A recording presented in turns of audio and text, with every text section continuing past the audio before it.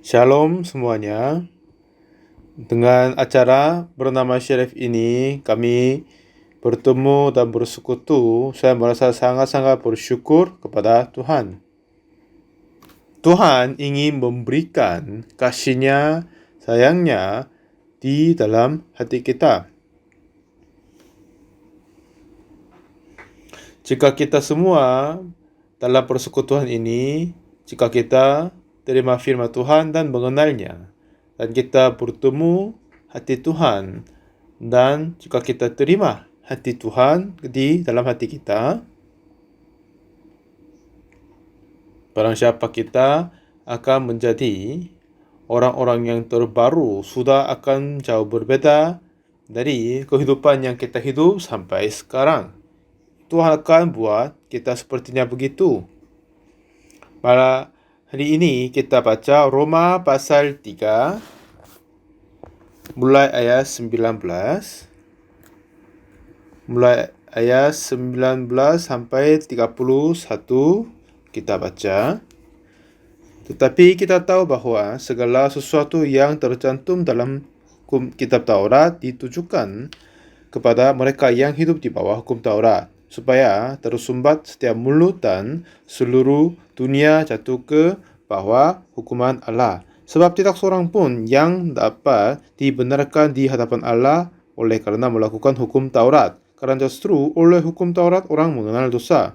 Tetapi sekarang tanpa hukum Taurat, kebenaran Allah telah dinyatakan seperti yang disaksikan dalam kitab Taurat dan kitab-kitab para nabi, yaitu kebenaran Allah ya karena iman dalam Yesus Kristus bagi semua orang yang percaya, sebab tidak ada perbedaan.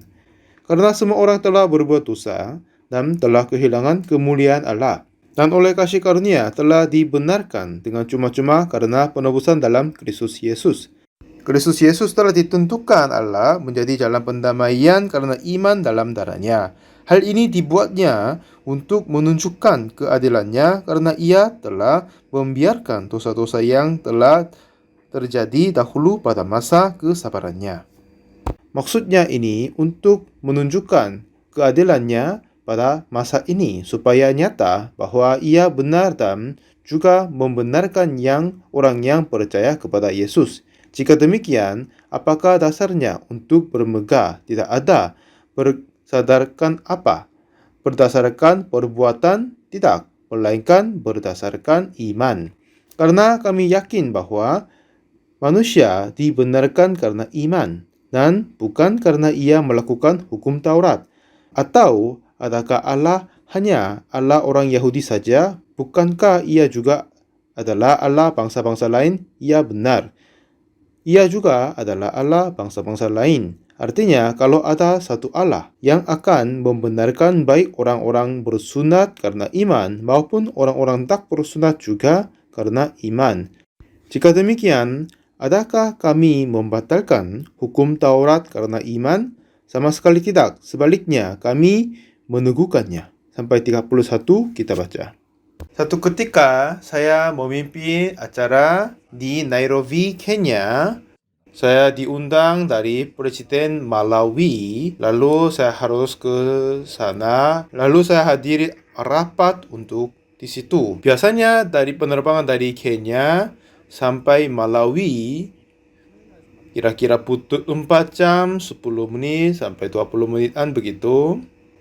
Dan bagaimanapun saya menghitung, saya tidak bisa pergi pagi dan balik ke Kenya untuk pimpin acara malam sampai malam itu tidak akan terjadi. Jadi satu saudara berkata bahwa jika kita sewa pesawat private pribadi, mungkin itu 2 jam agak lebih bisa sampai di situ. Aku nggak bisa percaya. Ya memang penerbangan itu bagaimana cepat itu. Tapi penerbangan itu biasanya rata-rata butuh 4 jam lebih, tetapi bisa sampai dalam sekitar 2 jam. Bagaimana mungkin itu terjadi? Artinya apa? Itu 2 kali lipat cepatnya, ya kan? Tetapi akhirnya kami pesan penerbangan itu, lalu datang besok pagi saya naik penerbangan itu. Itu memang penerbangan pribadi, jadi tim kami hanya masuk di sana. Biasanya rata-rata ketinggian penerbangan itu sekitar 10 meter tingginya. Saya nggak tahu berapa tinggi yang penerbangan private itu, tetapi kira saya itu lebih tinggi dari yang penerbangan biasa. Jadi dari bandara berkata, jika pesawat itu bisa naik ke atas, makin naik atas mengurangi hambatan angin, akhirnya menjadi lebih cepat. Jadi jika kita naik lebih atas, lebih tinggi, berkata dari Korea sampai Amerika butuh 3 jam itu sudah cukup. Ya, masih belum bisa percaya. Tapi akhirnya saya naik di penerbangan itu. Biasanya kalau naik penerbangan ada yang goncangan, ya kan? Tetapi itu saya tidak bisa merasa apakah penerbang ini terbang atau tidak. Karena hambatan dari angin masih kurang. Dan semakin banyak tinggi pressure angin itu menjadi turun. Dan lalu hambatan tabrakan dari angin depan itu menjadi kurang lagi. Dan katanya penerbangan bisa terbang cepat. Oleh sebabnya itu sempat bertemu dengan Malawi, Presiden Malawi, lalu hadir rapat negara dengan para menteri, lalu balik ke Kenya di malam dan bisa pimpin ibadah di Kenya. Jadi di dalam kehidupan rohani kita, saudara, semakin banyak kita mempunyai dosa, itu menjadi hambatan kita maju kepada Tuhan. Akhirnya tidak bebas, tidak berani datang kepada Tuhan. Jadi, jika kita melepaskan semua dosa yang ada di dalam hati kita, jika semua dosa kita dihapuskan seperti salju, hari ini kita baca Roma pasal ke-3. Dalam firman Tuhan ini saya percaya dan mengalami, lalu saya terima di dalam hatiku. Sesuai dengan Roma pasal 3 ini, apa yang dia berkata? Ayat 19. Ini bilang apa? Tetapi kita tahu bahwa segala sesuatu yang tercantum dalam kitab Taurat ditujukan kepada mereka yang hidup di bawah hukum Taurat. Jadi kepada mereka yang ada di bawah hukum Taurat. Dan siapa yang berada di atas hukum Taurat, apa bedanya itu? Semua orang yang ada di bawah hukum Taurat adalah dikuasai oleh hukum Taurat. Dan kepada yang berada di atas hukum Taurat, artinya dia bebas dari hukum Taurat tidak berfungsi kepadanya. Jadi seseorang yang berada di bawah hukum Taurat, maksudnya apa? Tuhan, kitab Taurat ini ditujukan kepada mereka yang hidup di bawah hukum Taurat. Nah, dengan ini aku mau bertanya, di sekarang ini, jika ada yang disuruh jangan mencuri, apa yang lebih cepat? Perbuatan pencurian atau hukum Taurat jangan mencuri itu dulu? Ya, pencurian itu terjadi lebih cepat kan? Lebih awal. Ya, mungkin mereka tidak berkata jangan mencuri, walaupun mereka tidak sama sekali mencuri. Atau jangan berzina. Pembuatan perzinahan atau itu awal, atau hukum Taurat jangan berzina itu lebih awal. Ya, perbuatan perzinahan itu lebih awal. Katanya jangan berbohong. Kenapa berada di hukum Taurat ini? Karena mereka sudah bersaksi dusta. Akhirnya katanya firman Tuhan, jangan saksi dusta. Jika semua orang tidak pernah berbuat bohong atau saksi dusta, jangan berbohong, jangan saksi dusta. Kapan saya berbuat itu? Artinya berkata, disuruh jangan saksi dusta, artinya seseorang sudah berbuat saksi dusta. Ya kan? Artinya mereka dikatakan jangan berbohong, artinya mereka sudah pernah berbohong. Dikatakan jangan berzina, artinya mereka sudah berzina. Jangan mencuri, artinya mereka sudah mencuri. Kalau gitu, coba kita ceritakan lanjut. Pada saat Tuhan berkata jangan mencuri, kenapa Tuhan berkata itu? Karena manusia telah berbuat mencuri, ya kan? Benarkah ya? Setelah mereka mencuri dan mereka tidak lagi mencuri dan menjadi artinya mereka bersih, tidak mungkin. Mereka sudah mencuri, ya kan? Dan apa yang hukum Taurat berkata ditujukan kepada mereka yang berada di bawah hukum Taurat. Ini apa artinya? Karena mereka sudah berzina, jadi mengatakan firman Tuhan jangan berzina. Karena mereka sudah berbohong, jadi Tuhan berkata jangan berbohong. Karena mereka mencuri, jadi Tuhan berkata jangan mencuri. Jadi di dalam hukum Taurat jangan mencuri, jangan berbohong, jangan berzina. Kalau berkata begitu, artinya kita sudah berzina, kita sudah berbohong, kita membunuh. Akhirnya firman Tuhan, hukum Taurat ini telah ditentukan. Jadi dosa ini lebih awal atau hukum Taurat itu lebih awal? Ya, dosa ini lebih cepat. Jadi kalau dikatakan jangan berzina, artinya mereka sudah berzina. Jadi walaupun mereka tidak berzina mulai dari sekarang, itu tidak berarti mereka sudah bersih. Pada saat Tuhan berkata jangan mencuri, mulai sekarang ini tidak mencuri, tetapi itu tidak berarti mereka suci. Karena mereka sudah berbuat bohong, mencuri, membunuh, akhirnya sudah menjadi orang-orang jahat. Dan Tuhan berkata jangan sakit dusta. Jika mereka tidak berbohong mulai sekarang, artinya mereka menjadi orang yang baik, orang yang benar? Tidak, sama sekali tidak. Masih tetap mereka orang berdosa. Jadi apa yang hukum Taurat berkata ditujukan kepada mereka yang di bawah hukum Taurat. Apa artinya ini? Pada saat Tuhan berkata jangan berzina, artinya mereka sudah berzina. Pada saat Tuhan berkata jangan membohong, sudah berbohong. Jadi mulai sekarang berhati-hati tidak berbohong.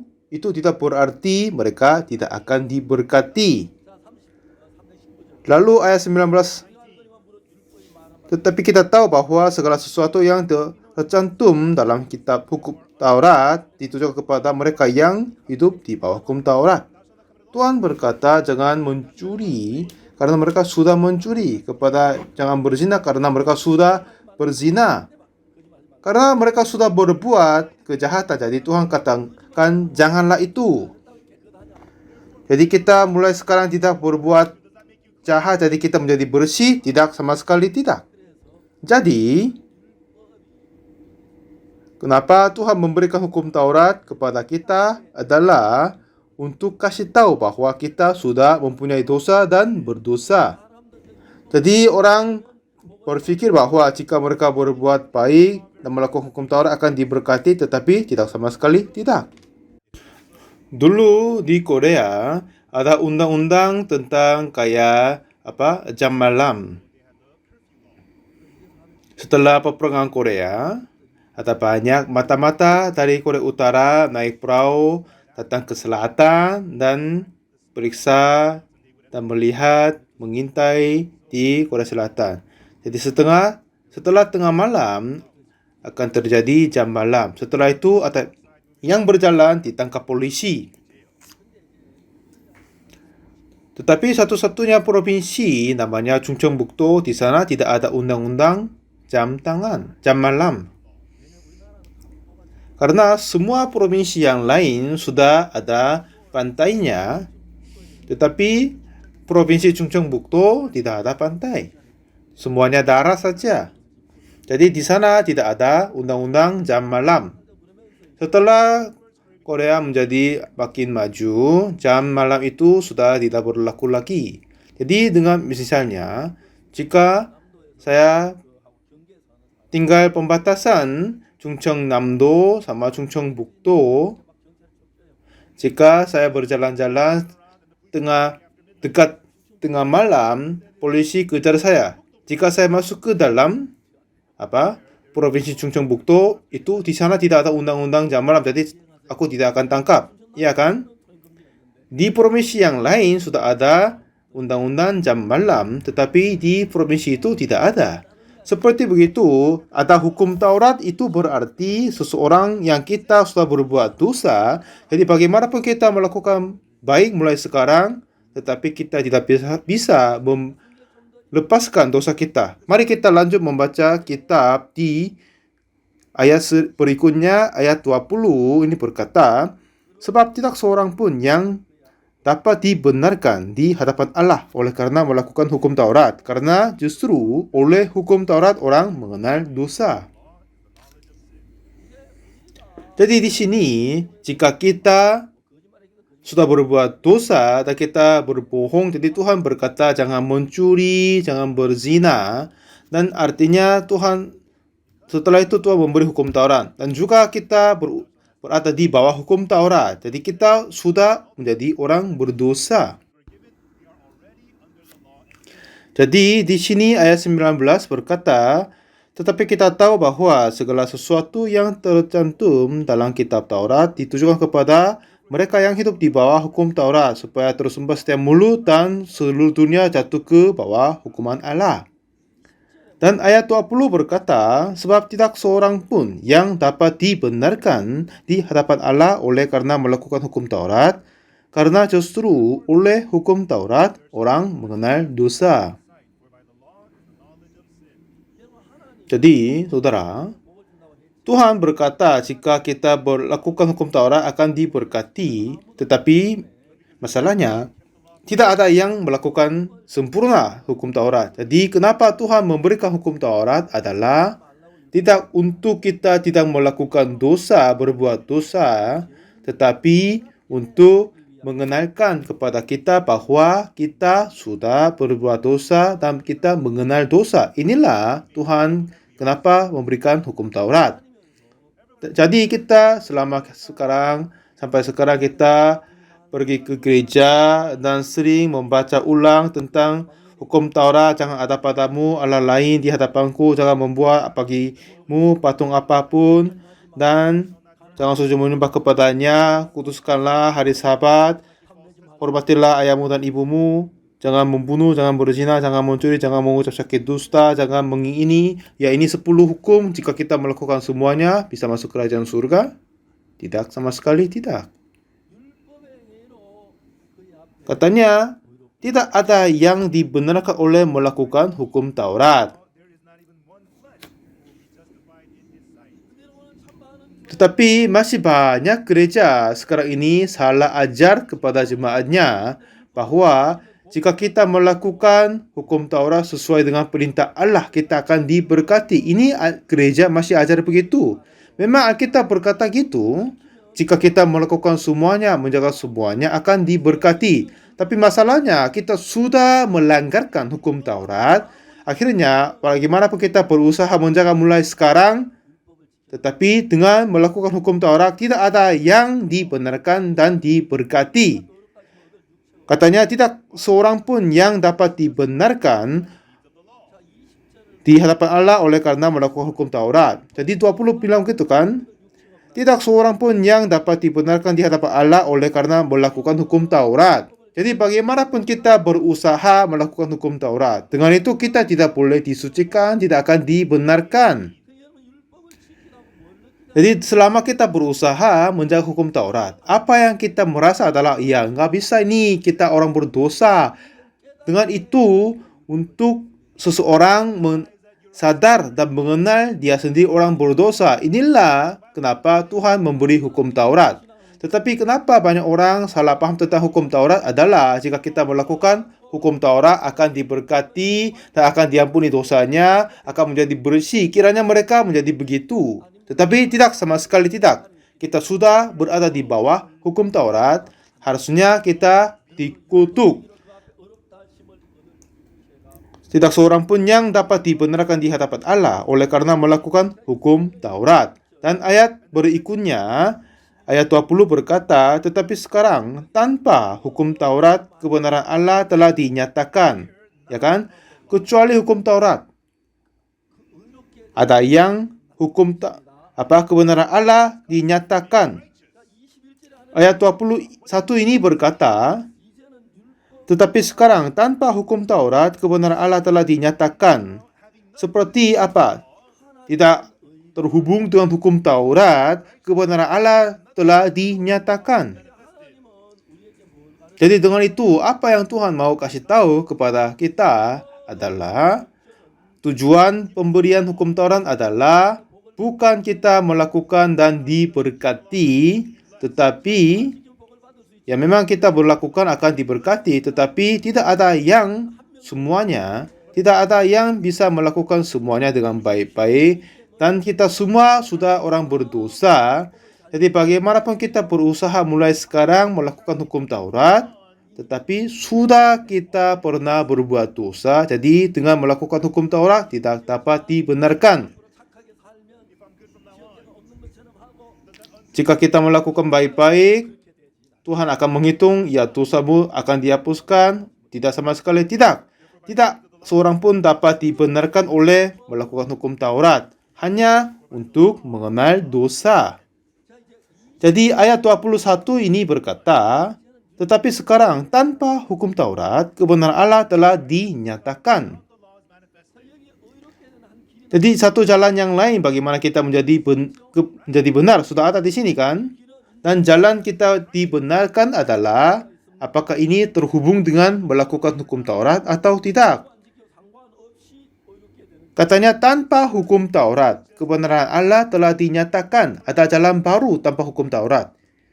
Ya kan? Seperti yang disaksikan dalam kitab Taurat dan kitab para nabi. Ayat 22, yaitu kebenaran Allah karena iman dalam Yesus Kristus bagi semua orang yang percaya, sebab tidak ada perbedaan. Kita semua telah melanggarkan hukum Taurat. Jadi bagaimanapun kita berusaha melakukan hukum Taurat, dengan itu tidak dapat dibenarkan. Oleh sebabnya itu, tanpa hukum Taurat, ada jalan baru bagaimana kita dibenarkan, itu disiapkan oleh Tuhan. Artinya, kita akan dibenarkan melalui kayu salib Yesus Kristus. Tetapi kepada yang masih kurang tahu hal ini, mereka sampai sekarang berusaha melakukan hukum Taurat untuk dibenarkan. Tetapi cerita yang kita baca kali ini, sesi ini artinya dengan melakukan hukum Taurat, kita tidak sama sekali bisa dibenarkan. Hanya darah Yesus Kristus. Kecuali itu tidak ada cara lain kita dibenarkan. Ya, saya mau kasih satu cerita. Ada seorang yang saya kenal dengan baik-baik. Dia sudah menjadi pendeta. Dia dulu, waktu dia masih muda, dia suka main sepak bola. Jika ada satu bola, dia bisa main sepanjang hari. Dan satu-satunya harapan baginya adalah menjadi pemain bola tim nasional. Setelah dia menjadi tim nasional dan maju ke Piala Dunia. Setelah dia menyepak bola, lalu bola itu terus masuk ke dalam gol, itu dapat siarkan di seluruh dunia. Ya, makin banyak dia berpikir pun merasa bahagia.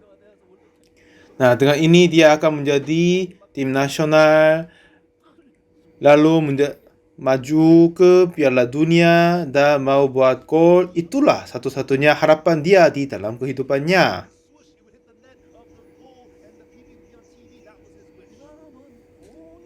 Jadi orang ini jika dia mempunyai satu bola saja, ya mungkin 1 tahun, 2 tahun, terus dia bisa main-main dengan sendirian.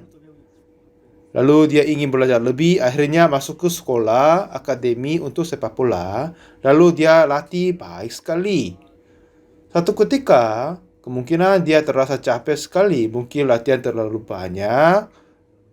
Mungkin dia terasa capek, latihan terlalu banyak. Mungkin aku istirahat beberapa hari, mungkin menjadi sembuh. Tapi penyakit itu menjadi lebih parah. Ini apa terjadi? Akhirnya dia diperiksa dokter dan katanya dia kena tuberkulosis. Sekarang di obat-obat tuberkulosis itu menjadi baik sekali. Ya, Pak. Obatnya sudah cukup baik. Jadi jika minum obat saja, ya bisa sembuh cepat. Tetapi waktu itu obat-obatan tuberkulosis masih didapat. Untuk tuberkulosis untuk paru-paru. Jika dia bernafas, yang kuman itu bisa disebarkan kepada orang berada di dalam satu keluarga. Jadi seorang kena tuberkulosis, sekeluarga akan kena tuberkulosis juga. Jadi setelah dia kena tuberkulosis sudah tertentu, dia tidak bisa berada di dalam asrama sekolah lalu pulang ke rumah. Ini sudah menjadi musim gugur dekat musim dingin. Dan setelah dia pulang ke rumah, tidak ada yang berkata kepada apa-apa. Hanya dia tinggal beberapa hari di dalam rumahnya. Dan satu ketika, ayahnya sudah meninggal dunia, ibu, kakak laki-laki, dan istrinya, dan kedua keponakan. Ini mereka yang hidup tinggal di dalam rumahnya. Tapi satu ketika, ibu sama kakak mengobrol sementara di ruangan tamu, lalu ibu memulai menangis. Oh, kenapa ibu menangis? Lalu dia datang kepadanya.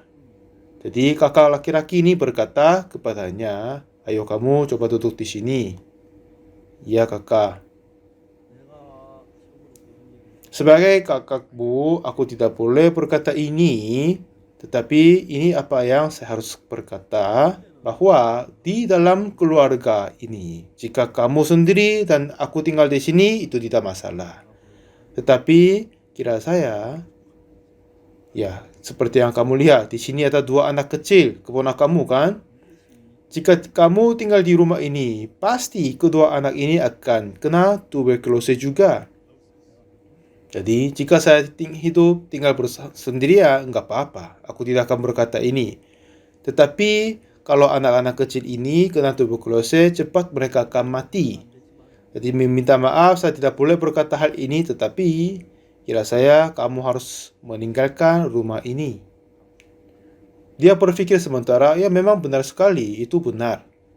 Ya pasti sebentar lagi kedua keponakan itu akan kena tuberkulosis karenanya. Oh ya kak, saya salah pikir, saya kurang berpikir aku akan meninggalkan ini. Jadi dia tidak makan sarapan, langsung berdiri dan keluar. Jadi ibunya menangis di sampingnya, tetapi ibu pun tidak bisa menolaknya. Karena zaman yang lalu tuberkulosis itu sangat-sangat susah untuk mengobatinya. Sekitar 30-40 lebih tahun yang lalu. Jadi ini sudah dekat awal musim dingin. Dia tidak mempunyai baju, jadi hanya pakai baju yang tipis. Dengan itu keluar dari rumahnya. Jadi apa yang saya harus makan?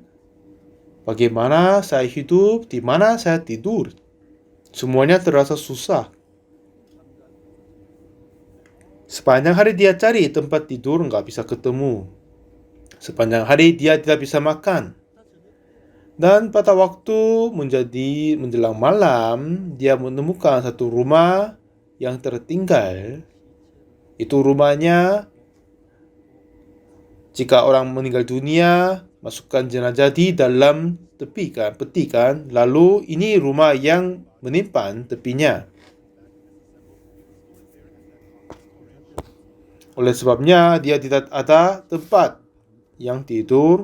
Walaupun di situ pun bisa memblokir angin dingin kan. Jadi dia masuk ke sana. Setelah dia masuk ke rumahnya, peti, suasananya tidak baik, terasa agak takut. Walaupun begitu, dia siap-siap dengan rumput-rumput siapkah untuk bisa haluskan. Dan dia berbaring di situ, dia terus berpikir. Aku tidak ada tempat makan, tidak ada tempat tidur. Berapa lama aku bisa tahan kehidupanku ini? Penyakit ini menjadi makin parah. Dan sebentar lagi, karena baju pun jadi tipis, mungkin aku akan mati karena kedinginan. Jika saya besok pagi bangun, aku harus cari tempat tinggal. Dengan itu dia tertidur. Besok pagi, Mungkin dia terlalu capek, dia bangun siang, dan suasana dan cuacanya sudah cukup dingin. Lalu dia pergi ke sungai dan mencuci mukanya. Lalu ada yang panggil dia. Dan dia melihat bahwa ada ibu yang tetangga. Ada apa ibu? Katanya, apa kau ikut aku? Kau kemana? Saya pergi ke gereja. Ayo ikutlah aku. Dengan begitu, memang anak ini tidak ada tempat pergi kan. Jadi dia ikut dia. Sekitar 5-6 kilometer jarak jauhnya. Jadi ibu itu pergi ke depan dan dia mengikutinya. Tiba-tiba itu ternyata bukan gereja, tetapi hanya rumah sekeluarga. Beberapa orang berkumpul dan pendeta pun nggak ada. Seorang ibu yang usia tengah sampaikan khotbah. Ya, sepanjang malam dia terasa dingin dan masuk ke kamar yang hangat. Tiba-tiba apa? Mengantuk sekali, jadi nggak tahan. Lalu dia sandar kepada dinding dan tertidur. Dan cukup lama setelah berlalu, ada yang bangunkannya. Ternyata ibadahnya sudah selesai. Lalu ada banyak pulang, 3-4 orang kumpul dan mereka makan dan memberi makanan. Jadi dia merasa banyak terima kasih. Tapi kiranya aku ini adalah penyakit tuberkulosis. Apakah harus berkata ini? Jika saya sebutkan itu, dilarangkan makan, bagaimana? Tapi dia lapar sekali. Jadi dia tidak berkata apa-apa dan makan dulu. Setelah dia habiskan sepenuh makanannya dan tetap berterima kasih kepada mereka. Setelah dia makan, ibu yang tadi memberi khotbah membawa kitab suci dan memberi khotbah tentang Roma yang tadi kita baca. Dengan itu dia jelaskannya. Sekitar 1 jam, 1,5 jam dia dengar oleh ibunya. Ya, katanya kita semua telah berbuat dosa, jadi orang berdosa. Tetapi Yesus telah menerima semua hukuman karena dosa kita dan mati di atas kayu salib. Oleh sebabnya itu, dosaku telah hapuskan oleh kematian Yesus di atas kayu salib. Dan juga ditulis di dalam kitab suci juga. Jadi setelah dia melihat di kitab suci, seperti yang tadi kita baca, selanjutnya berkata, Roma 3 ayat 23 berkata, karena semua orang telah berbuat dosa dan telah kehilangan kemuliaan Allah. Artinya apa? Kita sudah berbuat dosa, sudah jauh, sudah jatuh, dan sudah tidak bisa datang kemuliaan Allah. Memang tidak ada yang tidak berbuat dosa. Semua orang telah berbuat dosa. Semuanya orang berdosa. Dan dosa ini menjadi tembok memblokir kita dari Tuhan. Jadi kita tidak bisa melihat Tuhan dan kita tidak bisa bersekutu dengan Tuhan. Jadi orang yang berdosa ini tidak dapat datang kemuliaan Allah. Dan ayat berikutnya katanya, dan oleh kasih karunia, mari kita baca bersama, dan oleh kasih karunia telah dibenarkan dengan cuma-cuma karena penebusan dalam Kristus Yesus. Nah, di sini bilang apa? Memang kita sudah berbuat dosa, tetapi Tuhan Yesus telah menebus kita. Menebus. Ini artinya apa? Memberi tanggung jawab, ya kan? Dia menebus, menanggung jawab dosa kita dan menyelamatkan kita dari dosa. Bagaimana? Tuhan Yesus telah menerima semua hukuman karena dosa kita. Dan selama 33 tahun Tuhan Yesus datang di bumi ini, akhirnya dia mati di atas kayu salib.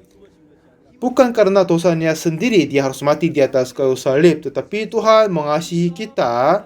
Akhirnya dia sudah menerima hukuman karena dosa kita manusia. Kita sudah berbuat dosa, tetapi Tuhan menebus kita. Tuhan menyelamatkan kita dari dosa dan menebus kita. Oleh sebab itu, oleh kasih karunia, kasih karunia artinya kita tidak membayar, kita tidak berupah, tidak melakukan apa-apa, tetapi memberikan dengan cuma-cuma. Itulah anugerah dan kasih karunia, kan? Kita tidak sama sekali melakukan baik, tetapi berbuat dosa saja. Tetapi oleh kematian Yesus Kristus di atas kayu salib, Dia telah menerima semua hukuman karena dosa kita. Jadi tidak sama sekali dosa tertinggal kepada kita. Akhirnya Tuhan telah membenarkan kita semua manusia. Jadi memang kita semua sudah berbuat dosa. Jadi kita harus dihukum mati karena dosa kita. Tetapi Tuhan Yesus telah ganti semua hukuman dosa kita. Akhirnya membenarkan kita. Artinya kita tidak punya dosa lagi. Kita sudah disucikan. Ini apa yang kitab suci Alkitab berkata. Roma 3 ayat 23 kita baca ulang. Karena semua orang telah berbuat dosa, dan artinya kita semua orang berdosa, akhirnya telah kehilangan kemuliaan Allah. Ayat 23, memang kita sungguh berbuat dosa, oleh sebab itu kita menjadi orang berdosa, kehilangan kemuliaan Allah, akhirnya jatuh ke neraka, kutuk selamanya. Tapi ayat 24 berkata, ini hal yang hebat sekali. Dan oleh kasih karunia telah dibenarkan dengan cuma-cuma karena penebusan dalam Kristus Yesus. Bilang apa di sini? Kita sudah berbuat dosa. Sudah berbuat dosa. Untuk dihapuskan dosa ini, kita tidak melakukan apa-apa. Tetapi hanya oleh kasih karunia dengan cuma-cuma. Tuhan telah menghapus dosa kita melalui Tuhan Yesus Kristus. Dan kematian Yesus di atas kayu salib. Dengan kematiannya, pada saat Dia mati, Dia telah menerima semua hukuman karena dosa kita. Oleh sebabnya itu kita telah dibenarkan. Ya, kalau ada yang diadili di pengadilan, dihakimi di pengadilan, apa yang hukuman yang tertinggi? Itu apa?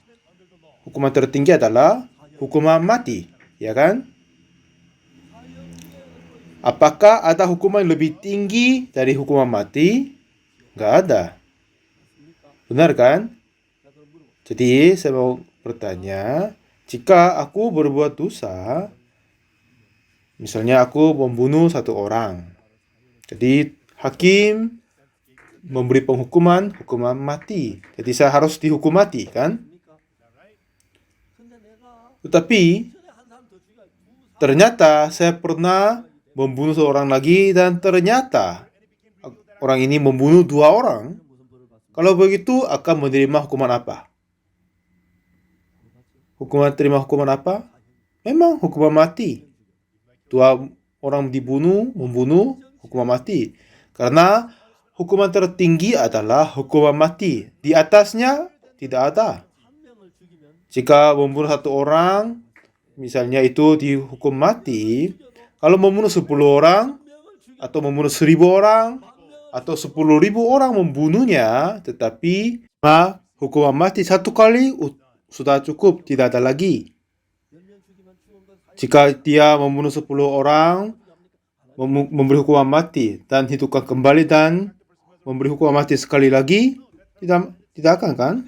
Jadi Tuhan Yesus, Dia tidak hanya mengampuni 1 orang dosa saja, tetapi Dia menanggungkan semua dosa dunia. Dia telah menanggung semua dosa manusia, tetapi semua hukuman tertinggi adalah hukuman dosa mati. Dan Tuhan Yesus mati di atas kayu salib, menerima hukuman tertinggi, yaitu hukuman mati. Dengan itu Dia mengampuni semua dosa kita 1 kali untuk selama-lamanya. Amin. Benar kan? Jadi Roma 3 ayat 24 berkata, dan oleh kasih karunia telah dibenarkan dengan cuma-cuma karena penebusan dalam Kristus Yesus. Oleh sebabnya Yesus Kristus mati di atas kayu salib, mati ganti kita semua. Jadi oleh kasih karunia, artinya kita tidak melakukan apa-apa, tidak termasuk perbuatan kita, tetapi kita dibenarkan. Kamu dibenarkan. Ini artinya tidak punya dosa lagi. Amin. Jadi pada saat Yesus Kristus mati di atas kayu salib, Tuhan mati karena dosa kita, untuk dosa kita. Tak lalu dia telah menerima semua hukuman karena dosa kita. Jadi walaupun kita tidak melakukan apa-apa, tetapi karena Tuhan Yesus telah menerima semua hukuman karena dosaku, jadi aku sudah menjadi orang suci. Aku sudah berkata dibenarkan. Coba kita baca Roma 3 ayat 23 dan 24 lagi. Karena semua orang telah berbuat dosa dan telah kehilangan kemuliaan Allah. Ayat 24 berkata, kita baca bersama, dan oleh kasih karunia telah dibenarkan dengan cuma-cuma karena penebusan dalam Kristus Yesus. Jadi kita tidak sama sekali melakukan apa-apa, tetapi Tuhan Yesus mengganti semua yang permasalahan kita. Jadi untuk kita dengan cuma-cuma dan kasih karunia kita dibenarkan. Dibenarkan artinya kita tidak lagi punya dosa. Amin. Jadi, saudara, jika Tuhan membenarkan engkau, apakah Anda masih orang berdosa atau orang benar? Jadi sekarang, jika kita melakukan sesuatu dan menerima hasil menjadi kebenaran, itu baik. Tetapi, walaupun kita tidak melakukan apa-apa, tetapi Tuhan mengampuni dengan gratis, jadi kita tidak bisa merasa itu. Ya kan? Sekitar 25 tahun yang lalu, saya diberi kado jam tangan ini. Ada seorang kasih ini dari Los Angeles, Amerika. Kiranya waktu itu ini berharga 10 juta. Ini buatan Omega yang baik. Sekitar 25 tahun lebih saya pakai jam tangan ini. Dulu saya pergi ke Afrika, mungkin saya takut hilang jam tangan ini. Saya simpan di rumah dan pakai jam tangan yang murah dan berikan kepada mereka. Dan sekarang ini jam tangan sepertinya yang baru. Tidak ada yang luka, masih seperti yang bersih. Terkadang ganti bateri sudah cukup. Kiranya ini 10 juta berharga zaman yang lalu. Pada saat saya diberi kado ini, apakah Anda tahu berapa saya bayar untungnya? Ada yang tahu? Berapa yang saya harus membayar? Ini harganya 10 juta. Bayar 1 juta atau 500? 100 ribu? Tidak, sama sekali tidak. Karena ini gratis. Ini artinya hadiah, kado kan? Kita tidak terima dengan pembayaran, tetapi terima dengan gratis, itulah hadiah dan kado. Pada saat Tuhan Yesus, Tuhan ampun dosa kita melalui kematian Yesus Kristus di atas kayu salib. Seperti jam tangan ini berharga 10 juta, tapi bayar udah 1.000 aja. Kalau gitu itu menjadi kado atau enggak? Itu tidak menjadi kado, tidak menjadi hadiah. Ini berharga 10 juta, tapi bayar 100 ribu aja. Itu tidak akan menjadi hadiah. Ini 100 juta, tapi kasih 100 ribu aja. Itu pun nggak jadi. Untuk kado, untuk hadiah harus memberi gratis. Jadi pada saat Yesus mengampuni dosa kita,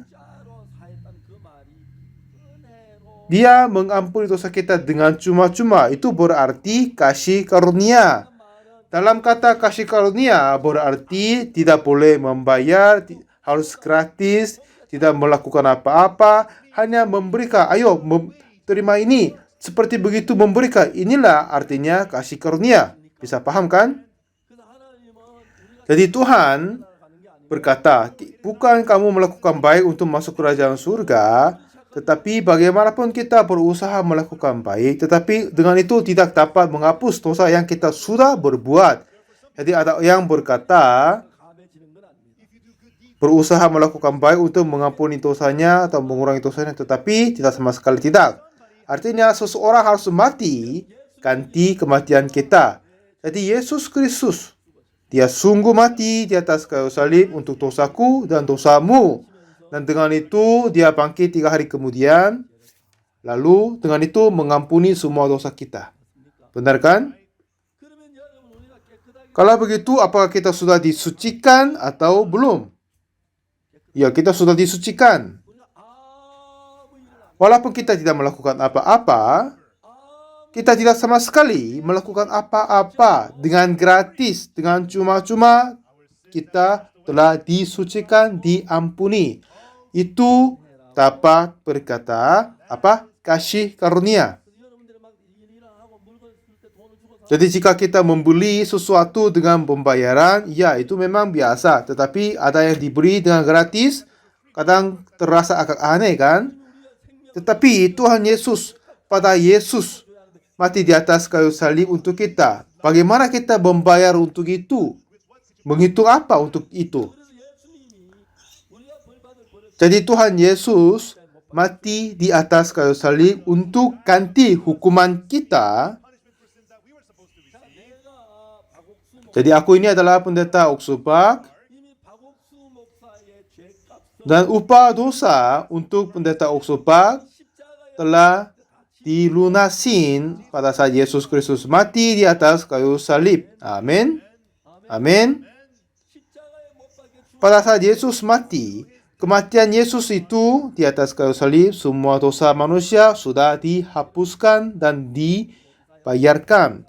Ini dapat dijelaskan di Yesaya 53 ayat 4 berkata, Yesaya 53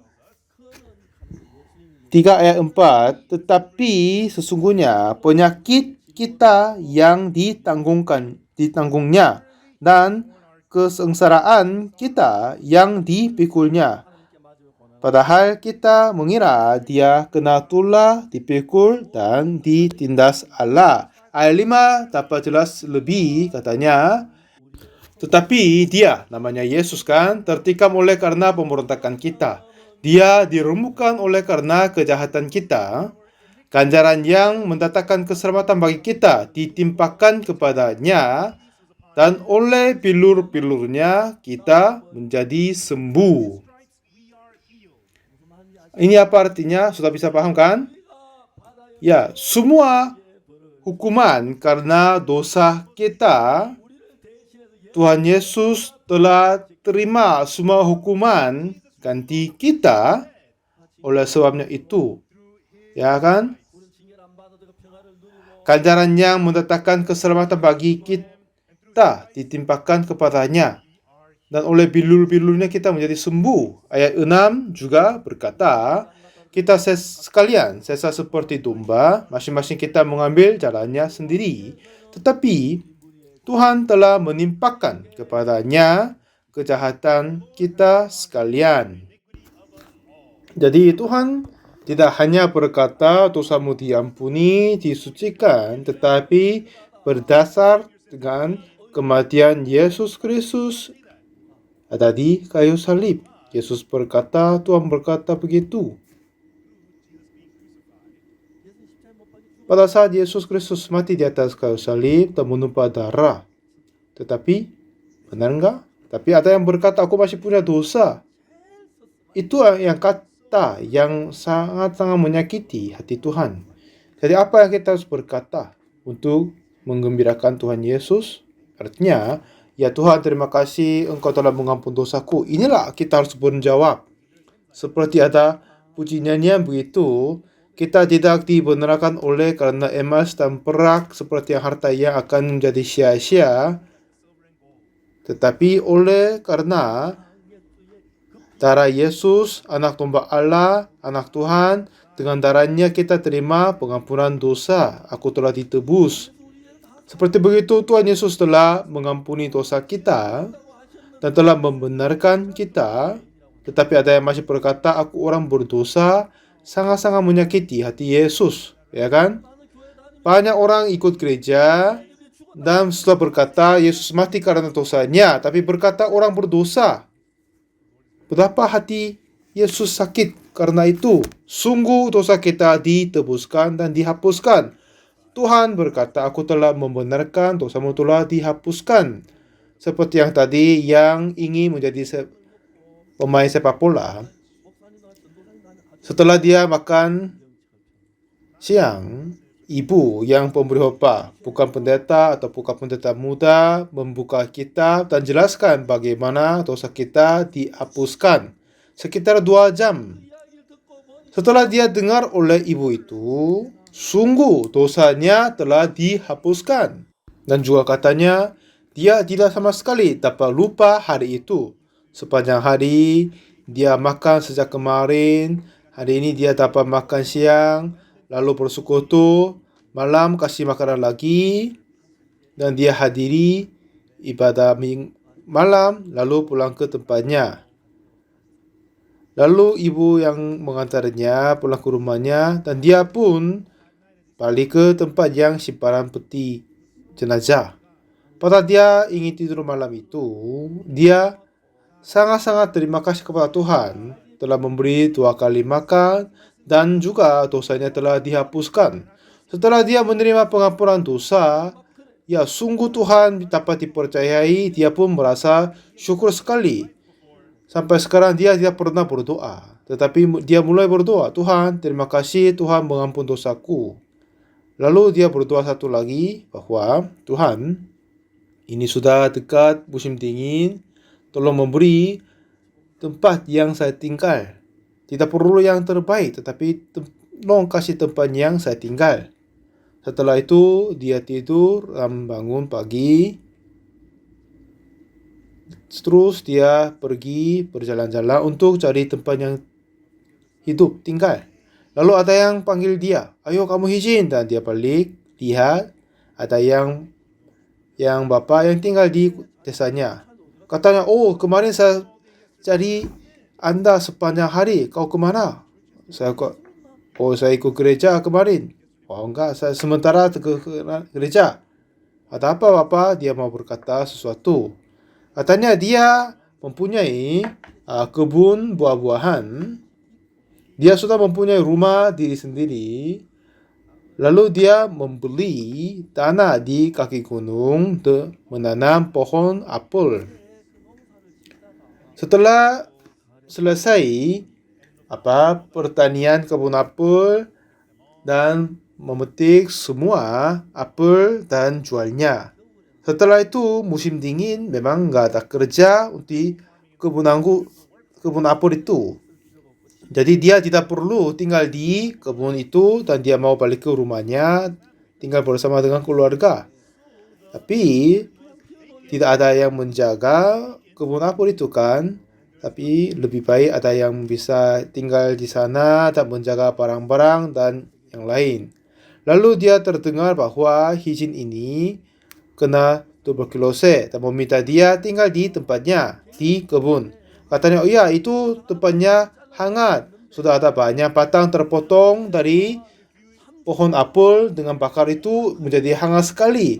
Apa kamu bisa tinggal sepanjang musim dingin ini di tempatnya? Dia meminta dia tinggal di sana. Apakah ini Tuhan dengar doaku? Dia berkata terima kasih dan datang ke sana. Lalu dia membakar kayu untuk hangatkan rumahnya. Lalu lantai menjadi hangat panas. Dia terasa heran sekali. Ya, Tuhan dengar doaku. Selama dia tinggal di situ, musim dingin sudah berlalu menjadi musim semi. Dan waktu itu Tuhan tetap memberi makanan dan menjaga dia. Sekitar 2 tahun kemudian, dia badan pun menjadi sembuh. Lalu dia ingin masuk ke STT dan menulis formulir dan datang kepada saya. Lalu saya interview samanya, wawancara dia berkata apa yang terjadi di masa yang lalu. Sebelum dia bertemu Yesus Kristus, dia adalah yang tidak punya harapan, sudah kena tuberkulosis. Dia harus mati karena kelaparan atau kedinginan. Tapi dengan kebetulan ketemu ibu tetangga dan pergi gereja dan dengar khotbah dari ibu yang bukan pendeta. Tapi sekitar 2 jam dia dengar khotbah, ternyata semua dosanya telah dihapuskan. Tuhan menyertai dia. Ya, dosaku telah dihapuskan. Mulai saat itu Tuhan tetap menyertai dengannya. Lalu memang zaman yang lalu tuberkulosis adalah penyakit yang sangat-sangat sulit diobati, tetapi dia sembuh darinya, lalu dia ingin masuk ke STT yang saya pimpin. Lalu dia ceritakan semua cerita ini kepada saya. Dia dulu kena tuberkulosis, diusir oleh kakaknya, tidak ada tempat pergi, dan baju pun tipis sekali. Kemungkinan dia akan mati karena kedinginan. Tapi Tuhan kasih tempat, dan kasih uang, kasih makanan, lalu kasih baju-baju untuk tebal, untuk musim dingin. Dan dia bersaksi begitu, sekarang dia menjadi hamba Tuhan yang terbaik. Dia menjadi penginjil yang terbaik. Dia tidak sama sekali melakukan apa-apa, tetapi hanya ketemu seorang ibu yang baik dan dengar firman Tuhan. Dan yakin percaya bahwa Tuhan Yesus dengan darahnya mengampun dosanya. Sungguh dia menerima pengampunan dosa oleh darah Yesus Kristus dan sungguh-sungguh percayanya. Mulai saat itu pendamaian datang ke dalam hatinya. Lalu Yesus tetap hidup di dalamnya dan bekerja. Sekarang dia menjadi hamba Tuhan yang terbaik. Jadi saudara, Tuhan mempunyai penuh dengan belas kasihan dan dia tidak mau kita dibinasakan untuk selamanya. Jadi mengampun dosa kita dengan darahnya. Tuhan telah menanggung semua dosa kita di atas kayu salib. Setelah kita dengar firman Tuhan, setelah kita membaca kitab suci, sungguh semua dosaku telah dihapuskan. Tidak hanya dihapuskan, tetapi semua hukuman karena dosa telah ditanggungkan kepada Yesus Kristus. Oleh sebab itu aku tidak punya dosa lagi. Tuhan Yesus telah menanggung semua dosaku. Kenapa aku punya dosa lagi? Aku telah disucikan. Aku juga tahun 1962 dalam pembacaan Alkitab tidak ada yang kasih tahu kepadaku, tetapi aku sadar bahwa semua dosaku telah dihapuskan. Aku terasa syukur sekali.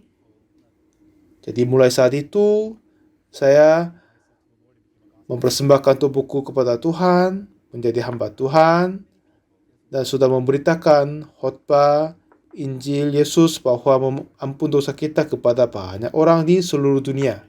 Banyak gereja, baik Korea maupun di luar negeri, mereka berkata Tuhan Yesus mengampun dosa mereka dan katanya percaya, tapi masih berkata aku orang berdosa.